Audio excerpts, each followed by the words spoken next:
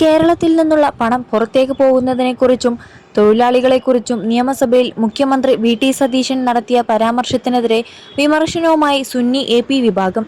മുഖ്യമന്ത്രിയുടേത് നാക്കുപിഴവോ കണക്കിലെ പിഴവോ അല്ല, പിന്നിൽ കുടിയേറ്റ അതിഥി തൊഴിലാളി വിരുദ്ധതയാണെന്നാണ് സുന്നി എ.പി. വിഭാഗത്തിന്റെ വിമർശനം.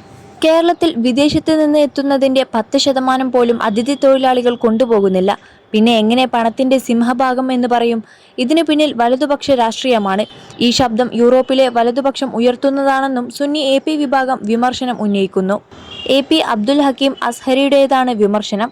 അതിഥി തൊഴിലാളികളുടെ പണം കാണുന്നവർ അവരുടെ അധ്വാനം കാണുന്നില്ലെന്നും വിമർശനം.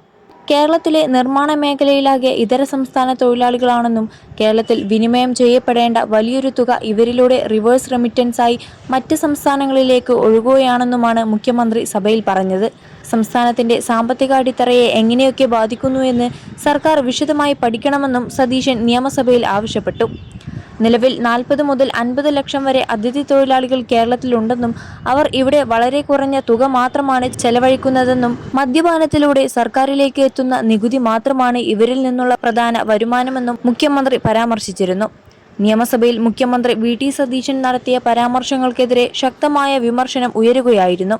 21 ലക്ഷത്തോളം സന്തുഷ്ടരായ ഉപഭോക്താക്കളും 2 ലക്ഷത്തോളം തിമിര ശസ്ത്രക്രിയകളും പൂർത്തിയാക്കിയ മലബാറിലെ ഏക കണ്ണാശുപത്രി Al Salama eye hospital, hospital road, Perinthalmanna.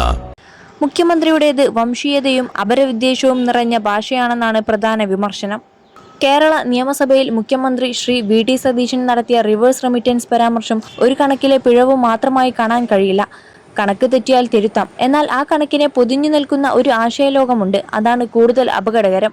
മുഖ്യമന്ത്രി എന്ന നിലയിൽ നിയമസഭ എന്ന വേദിയിൽ പറഞ്ഞ വാക്കുകളായതിനാൽ ആ ഗൗരവത്തിൽ തന്നെയാണ് ഈ പ്രസ്താവന വിലയിരുത്തപ്പെടുകയും വിമർശിക്കപ്പെടുകയും ചെയ്യേണ്ടത്. ഇത് ഊഹാപോഹങ്ങൾ പറയേണ്ട മേഖലയല്ല. 1/4 നൂറ്റാണ്ടായി ആധികാരിക പഠനങ്ങൾ നടത്തുന്ന മേഖലയാണ്. സെന്റർ ഫോർ ഡെവലപ്മെന്റ് സ്റ്റഡീസ് 1998 മുതൽ ആരംഭിച്ചതും ഇപ്പോൾ Gulati institute, international institute of migration and development എന്നിവ ചേർന്ന് നടത്തുന്നതുമായ കേരള മൈഗ്രേഷൻ സർവേ പ്രകാരം 2023 കേരളത്തിലേക്ക് വന്ന പ്രവാസി പണം 2,16,893 കോടി രൂപയാണ്. ഇത് സംസ്ഥാനത്തിന്റെ റവന്യൂ വരുമാനത്തിന്റെ 1.7 ഇരട്ടിയും ആഭ്യന്തര ഉൽപാദനത്തിന്റെ 23.2%വുമാണ്. അതേസമയം ഇതര സംസ്ഥാന തൊഴിലാളികൾ അവരുടെ നാടുകളിലേക്ക് അയക്കുന്ന തുക കേരള സർക്കാരിനു വേണ്ടി ഗിഫ്റ്റ് നടത്തിയ പഠനത്തിൽ പ്രതിവർഷം ഏകദേശം 17,500 കോടി രൂപയെന്നും പിന്നീടുള്ള പ്രൊജക്ഷനുകളിൽ 25,000 കോടിയുടെ പരിസരത്താണെന്നും കണക്കാക്കുന്നു. അതായത് കേരളത്തിലേക്ക് വരുന്ന പ്രവാസി പണത്തിന്റെ 8 മുതൽ പരമാവധി 12 മുതൽ 15% വരെ മാത്രം.